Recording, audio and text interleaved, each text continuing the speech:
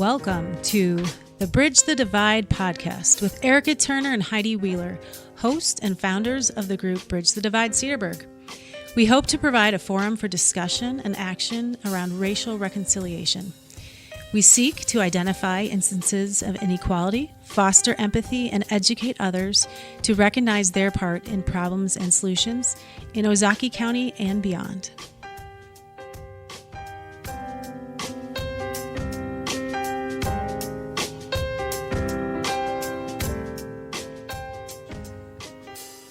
Hello, welcome back, Bridge community. Thank you for joining us. As always, we go dipping into the community to find some good folks to talk to and get some information from. And I have with me today Elsie Crawford. How are you? I'm doing fine, thanks. Great. I have worked with Elsie. It's been over a year now, I think, in this program called Repairing Together. And I had never heard of it before. I had never seen anything like it before. So I think that we're going to have to get Elsie to tell us all about Repairing Together. But start out, tell us a little bit about yourself.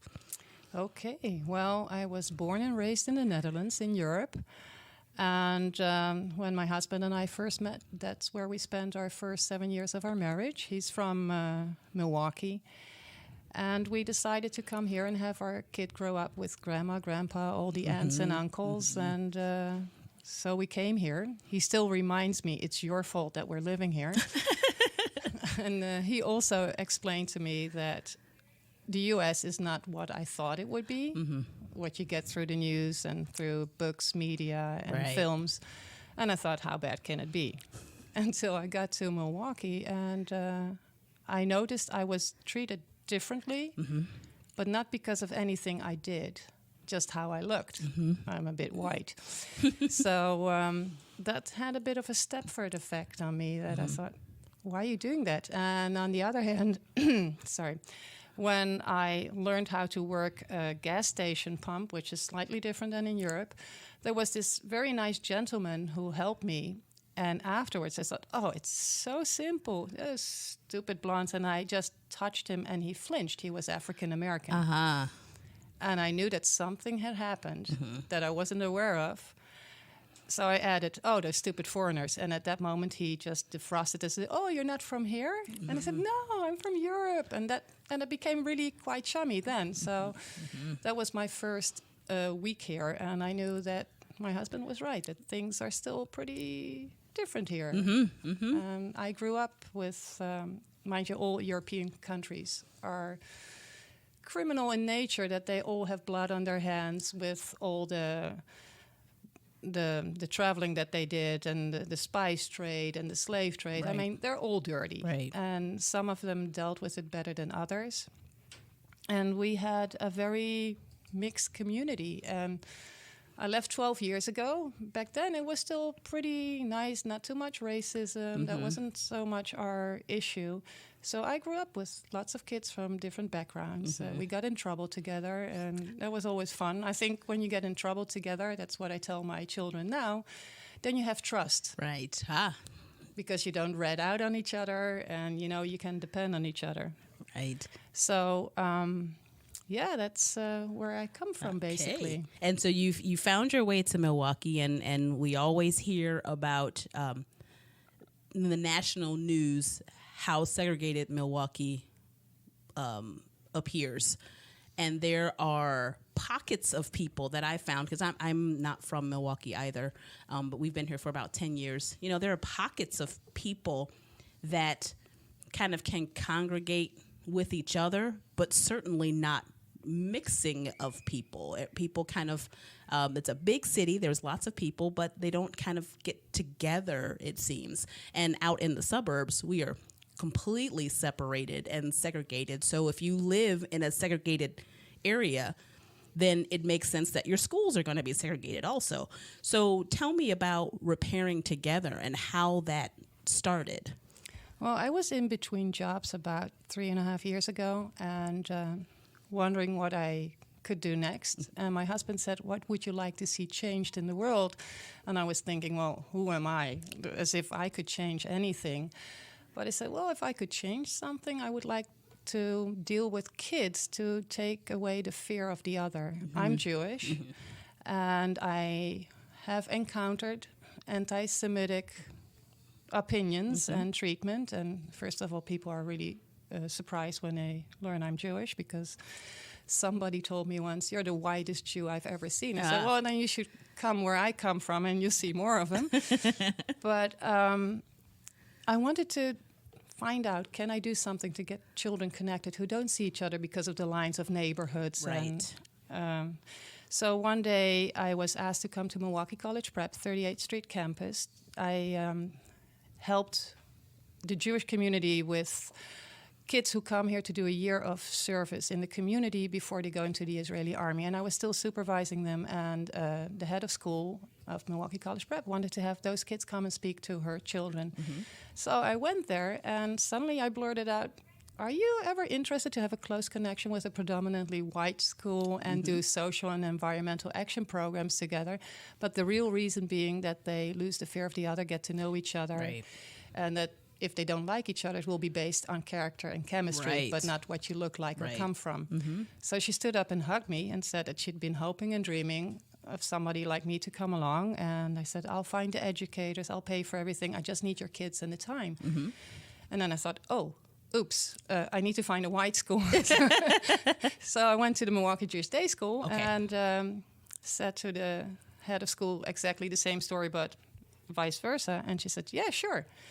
And then I had to find funds. And I found a private donor who said, "Hey, I think that could be neat." And I'm not an educator. I'm a translator, interpreter, Dutch, Spanish, Spanish, Dutch. There's not a high demand for that here in Milwaukee. So I thought, that's quite odd that people are okay with me doing such a thing. And so we got the money squared out, and then I went looking for educators. The first program we ever did was with 8th grade students. We had 80 students in there from both schools, and we worked with Victory Garden Initiative. We had the kids spread out in 4 groups of 20, and every educator there did something else. Gretchen Mead was then the director. She explained why urban farming. They had an intern from Ghana who came there to study urban farming so that the kids in his village could stay home longer and go to school. And then I thought, I want a Native American educator as well. And that took the longest time because they're not out in the open, if you will. And I found a teacher, and she was willing to come, and she explained the connection of the land of Milwaukee with native tribes and came with corn and rice and what it looked like and what tobacco used to look like before we made it into something entirely different. And at the end of the program, the kids were hugging each other, and they said, "This was great." And I thought, wow, that's a hit. So for my second program, I went to Pardeep Kalika and Arno Michaelis of Serve to Unite. And I asked them to scare the living bejeebies out of the kids.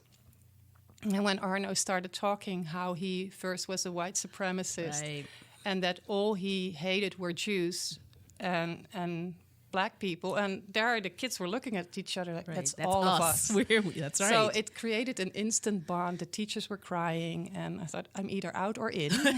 Didn't know if that was a good sign.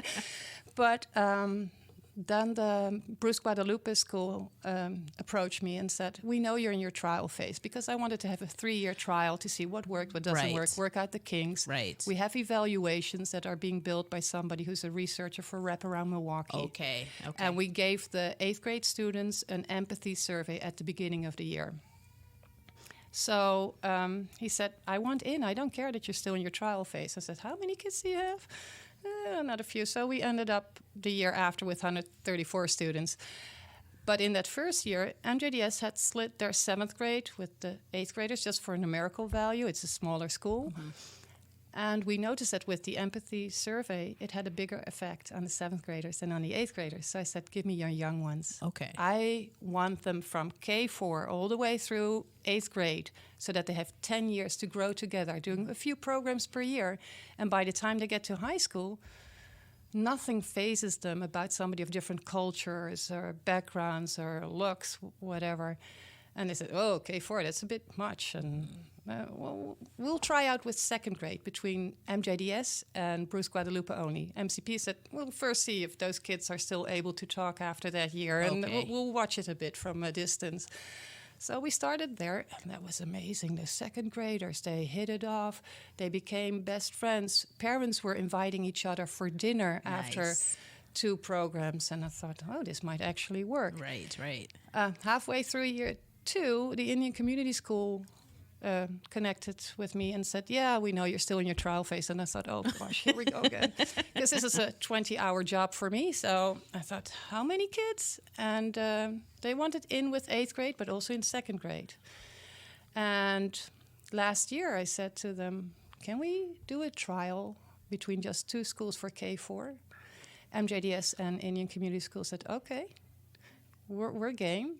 So we started with K4. So you're getting younger and younger, which makes sense, right? That's how children learn as they grow. They're interacting, and the younger they are, you don't have to invent anything special. They just play together, read books together. They share cultural stories, but it just enters as, okay, yeah, so he's native and she's Jewish, and let's go play. It's fine. One K4 student asked, what does it mean to be Jewish? And I thought, oh, really? You don't have anything less complicated than that? But they were, the K5 students now who've seen each other already for a year. They say, hey, there you are. Yeah, that's my friend, and I know you. And it's so easy. That's nice. And that's so nice. I do want to clarify. So we've got the Milwaukee College Prep, which is primarily African American, and we have Bruce Guadalupe, which is primarily Latino. We've got Milwaukee Jewish Day School, which are primarily white Jews. Yeah, there are a few sprinkles between. But okay. And then the Indian Community School, which has multiple tribes. Anybody from any of the tribes can attend there. So groups of people where the adults aren't even in proximity with each other. Where are they hanging out all together? Where are we meeting all together? That doesn't happen. So whatever the children are learning, we're thinking that the parents may pick up some stuff too. So we've worked our way up to 4th grade now. Okay. And we're up to 450 students. Oh my goodness. In another 2.5 years, we'll be lined up from K4 all the way through 8th. And then we'll have around 1,000 students. Wow. So that will be magnificent. Okay. And then we can scale back a bit because 8th grade is still an island there. And I've asked the heads of school, do we want to leave them alone for the time being because it's an awkward age, and to put strangers together, you need to do a lot more icebreakers, team builders, where they all have to touch each other. Oh my. Because hands, don't go overboard. Just hands and do. Well, but even that, when you are not even used to being in proximity, can be a big thing. But when you touch a person, it makes it real. I like that. Okay, we're going to take a quick break and head over to a commercial. We'll be right back.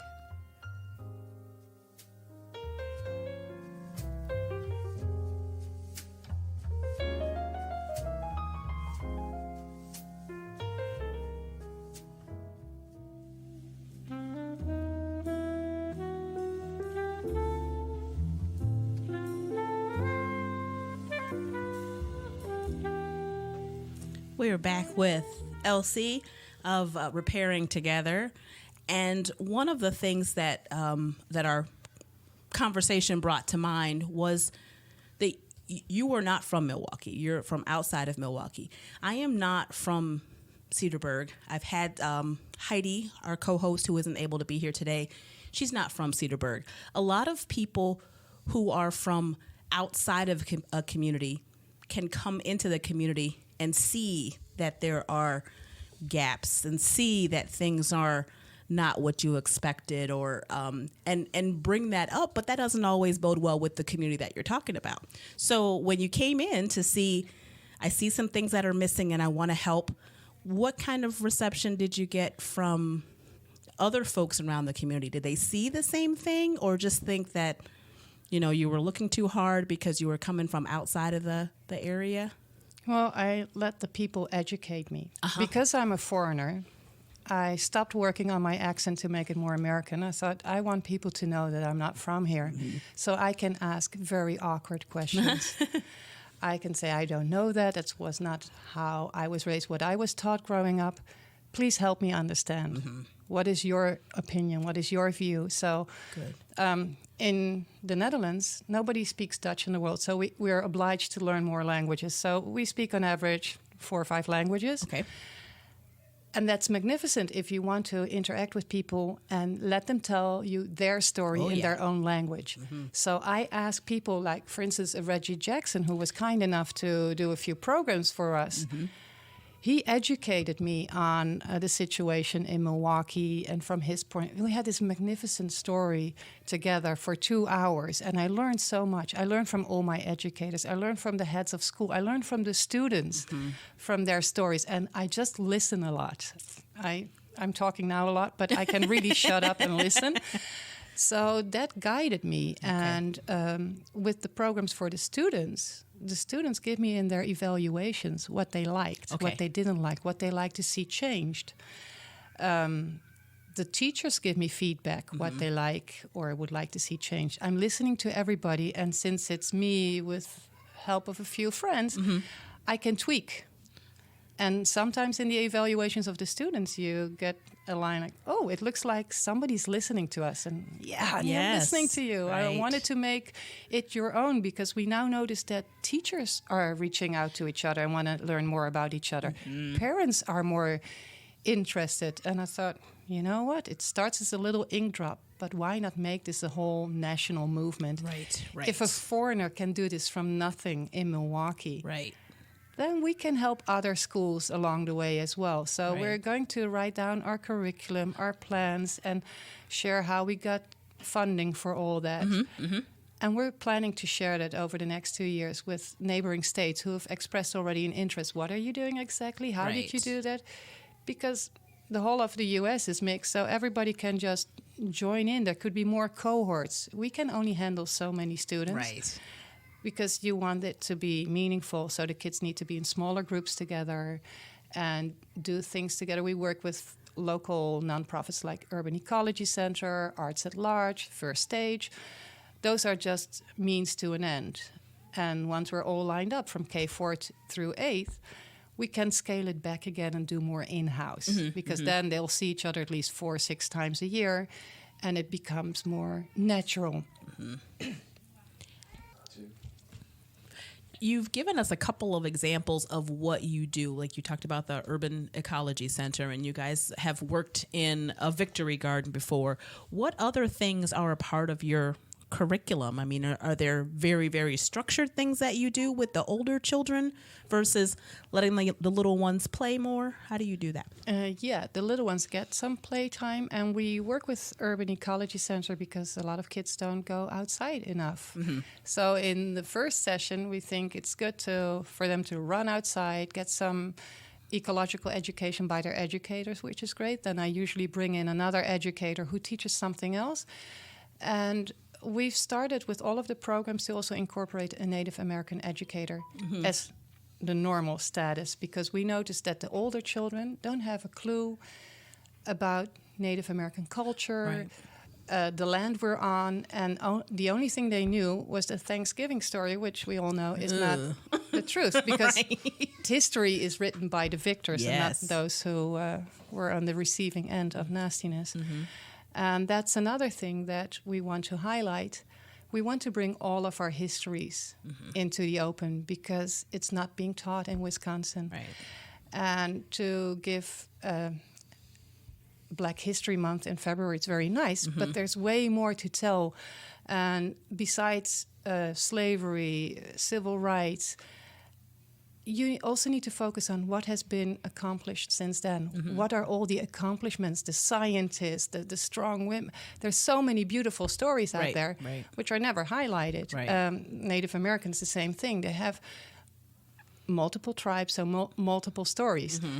But we don't know about it. The Jewish narrative, the Holocaust is very important to teach. But there's more to it. It's not the only thing. And the same for the Latinas. So we're sharing each other's histories as well. And hopefully we can also bring that to the forefront at some point to share with others. I also like that you share space, because you don't always hold your gatherings in the same space. You go to each of the different schools so that they can have, call it home turf, but, bring others to your house to show them your house and the things that you're proud of while you're having those discussions. Oh, totally. Yeah, and also with the 8th grade students, we are moving a bit away from the bigger programs to student shadowing days. So we take 7 students of one school and 7 of another, and those 14 kids go to a partner school for the whole morning, including lunch. They go through the normal sessions of reading, writing, math, whatever they're teaching, with their peers in that school. And at first we thought, is this a good try? And we talked to the students and they said, this is the most amazing, because we're one-on-one. And sometimes classes might be a bit boring, but then we will appreciate our own teachers more. Sure. But it creates a bond better. They're not up in the forefront, but they're together on their own. And after lunch, they're just big buds. I got a call from a teacher from the Bruce Guadalupe School last year, and she said that her students went for an informational evening to high school, and they were very apprehensive, didn't know what to expect, kind of scared to be in the general population, if you will. Right. But they saw their friends from Milwaukee College Prep, and they felt at home. We got friends there. We're all good. And she said, thank you for making this possible. Right. I like that. That's good. That's good. The empathy survey. So you mentioned that as one of the things that was kind of let's think about what you know now before the program starts and how that's evolved. What does that look like? There are 15 questions, okay, positive and negatives, that have been set together by Dr. Goldfarb, who's a researcher from Wraparound Milwaukee. And they get exactly the same 15 questions at the end. Okay. And she interprets that. She's a very smart lady.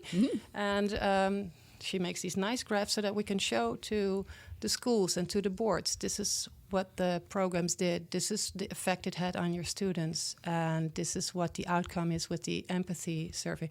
Now, mind you, with 8th grade after 1 year, it's minuscule, right? Well, they don't even speak very many words out to regular people sometimes too when they're in 8th grade. But we had to have some measurement tool for that grade as well, because with the others we measure it also, but through multiple evaluations. Because I think when you get donor advised funds money or foundations or private donors, you need to be able to say, this is what I spent every dime on, and this is what the effect is of the programming, so that they can decide, is this still worth my attention? And is this the way I want to go? So for us, it's also important to know what we're doing. We have an advisory board. We have people on it who have PhDs in education. And we have people who are experts on curriculum building, because slowly we're building our curriculum. And nothing is written in stone, though, because we want the teachers and the heads of school to have also a say in what we're doing. And I asked the heads of schools, I said, well, let's wait until we're caught up to 8th grade. And they said, if you can save us one child, that's worth every moment and every effort. So I'm glad there was no pressure there. But they're so invested, and I'm so honored and humbled that those heads of schools and the teachers, that they have that faith in what we're doing. Right. How are you able to integrate what's happening in current events? I mean, do your children, especially the 8th graders, they have some harder things that are happening to them and around them maybe than the little ones do. Do they have any chance to talk about some of those hard things with their friends if there's some? We have usually the first session at the beginning of the calendar year is our social justice session. Okay. And we work with Judge Derek Mosley, who's very sweet that he still comes to us to talk with the children. He talks about the justice system. They can ask him any question they want. And we've worked with State Representative Jocasta Zamarripa, who also came, and with a civil rights lawyer so that the kids can ask questions. We say, what do you want your neighborhood to look like? What needs to change for you to get there, to have that vision of your neighborhood? How can we all, as our friends and allies, help you get there? Right. And then they think with these people who are professionals in Milwaukee and give of their time to explain to the kids how it works and what they can do, and that they have more power than they think they have. Right. Because I always say to them, you're just a few years younger than those in the civil rights movement, and look what they did, which is goosebumpy. Right. That's good. That'll work. Okay, let's take another quick break, and we'll be right back.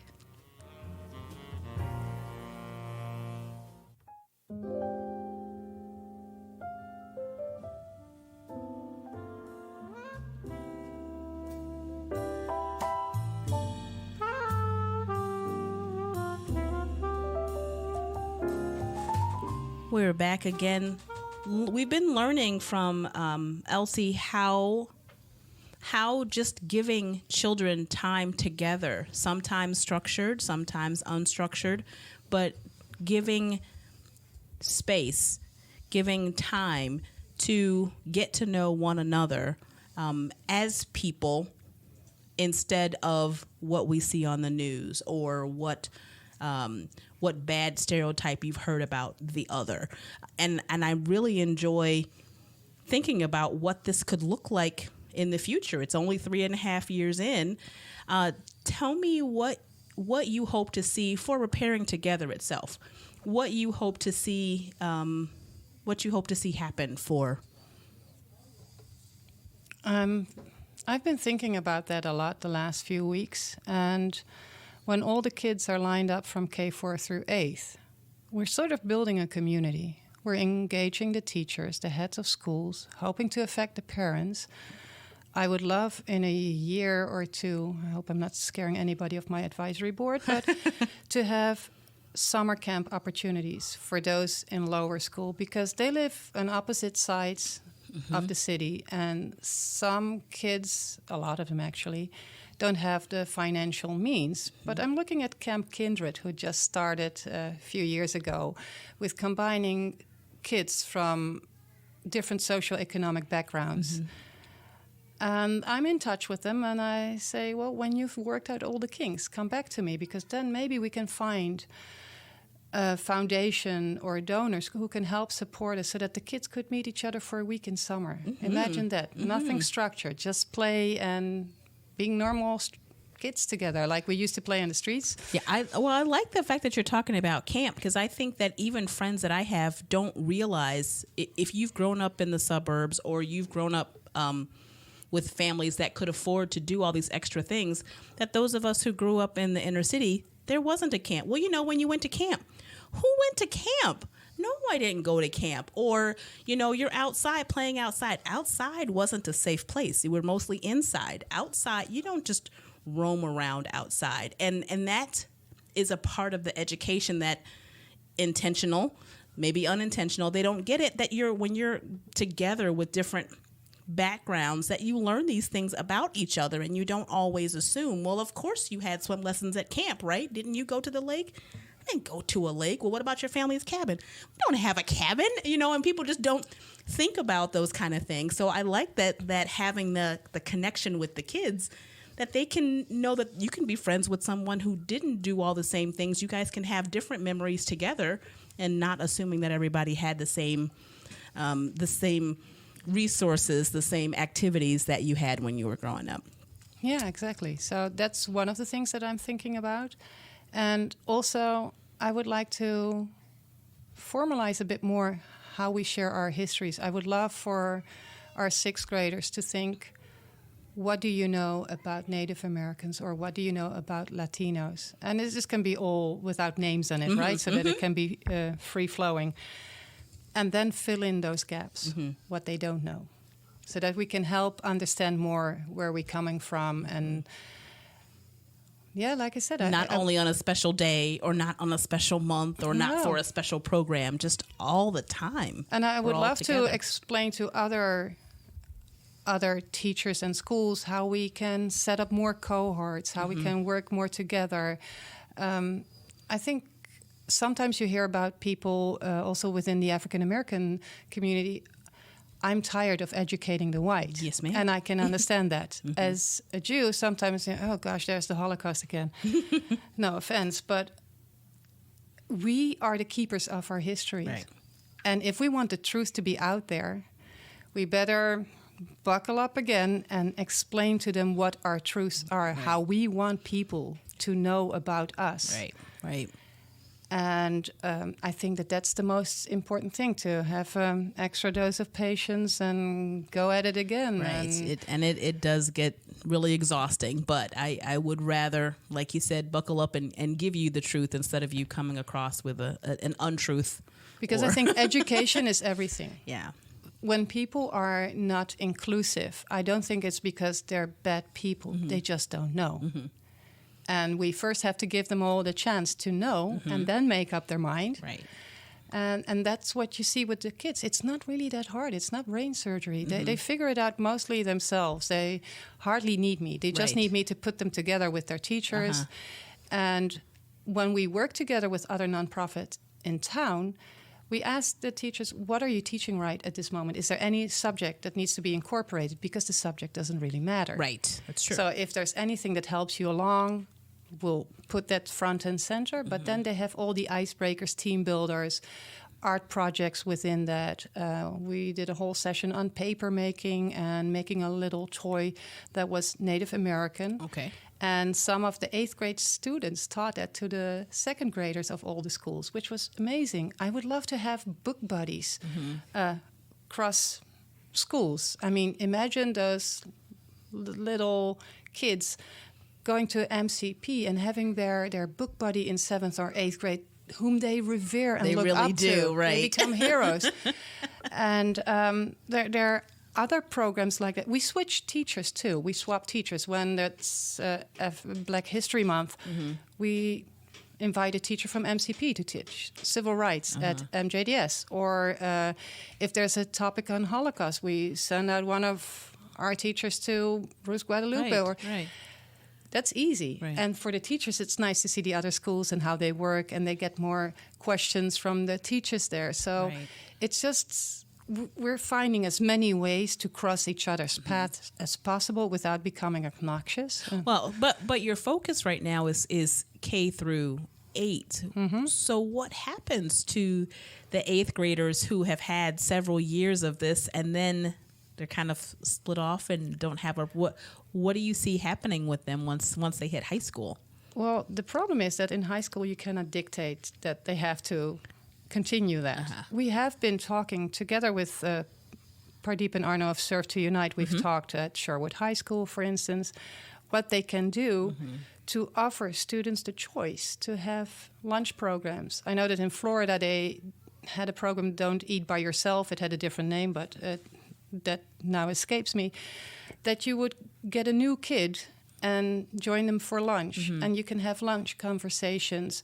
There are lunches that could be sponsored through local organizations to talk about diversity or what you want to have happen in your neighborhood, what you want to change. Or there's so many things that are both just discussion type programs or really hands-on, that you go and you clean up a park and you do things together to just connect the kids again. But it has to come from the students themselves. So then we encourage heads of school, look at what is out there already. You don't have to reinvent the wheel. Just have one person come in who has a nice way of talking and interacting with students. Right. And then it's up to the students, is this our cup of tea or not? And we've had Arno and Pardeep come out to speak at, I think they came out to MATC. But Arno's story is such a powerful story, and he went to high school out here. He was at Homestead High School in Mequon. And to be able to say from his point of view, this is what can happen and how things can go when you don't talk about it, when you can't connect and learn about other people. You create these ugly stories and this fear of other people that, unchecked, it just kind of grows and grows into, a big ugly thing. And how was he brought out of it? By connecting person to person with an African American lady and a Jewish boss. the people that he hated the most, help him snap out of it. Or maybe that's not the right way of phrasing it, but so I think that if that can work for a former white supremacist who now is a fighter for peace, imagine what it could do to all our students of all ages, who don't have that innate bias yet. It's just...